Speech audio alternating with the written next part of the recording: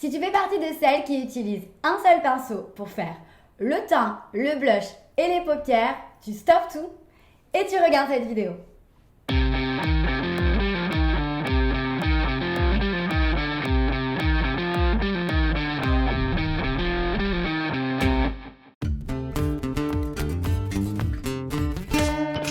Salut les filles, j'espère que vous allez bien. On se retrouve aujourd'hui pour une nouvelle vidéo make-up.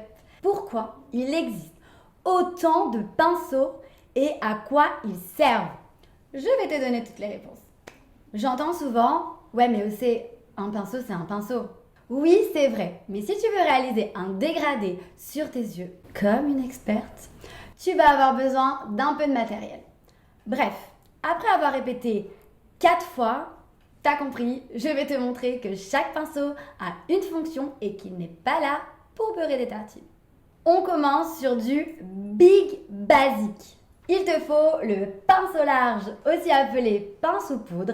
C'est un pinceau touffu qui est utilisé pour appliquer des poudres libres sur l'ensemble du visage ou sur la zone T. Une fois ton maquillage terminé, avec ce pinceau, tu peux estomper les démarcations que tu as faites avec le blush. Ensuite, le pinceau blush, il est plus petit et tu vas pouvoir l'utiliser sur les joues. Il peut être aussi de forme biseautée, comme celui-là. Et tu peux appliquer aussi ta poudre bronzante et venir travailler juste ici. Donc ici, on met le blush et juste en dessous, on met la poudre bronzante. Mais j'aurai l'occasion de te montrer dans un autre tuto. Et on continue avec le pinceau fond de teint, accompagné de sa petite éponge.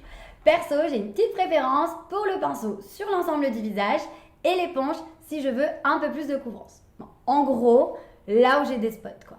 L'éponge m'aide aussi à appliquer correctement l'anti-cerne. Comme ça. Avant, je le faisais avec un petit pinceau.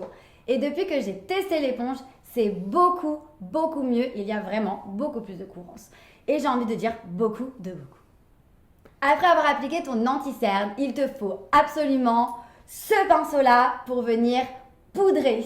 Alors ça t'évite de déposer trop de matière sous l'œil et faire un effet sec qui n'est pas joli. Donc, on prend un peu de matière et on travaille juste ici.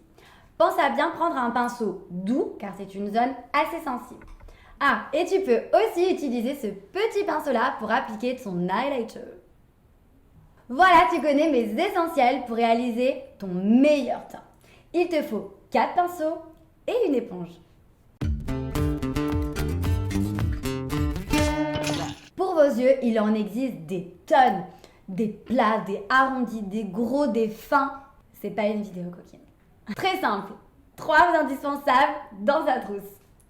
En premier, le pinceau applicateur. Il est juste là pour déposer le fard sur l'ensemble de tes paupières. Je dis bien juste déposer le fard pour commencer. Et en deuxième, le pinceau estompeur. Gros indispensable également. Il est un peu plus large.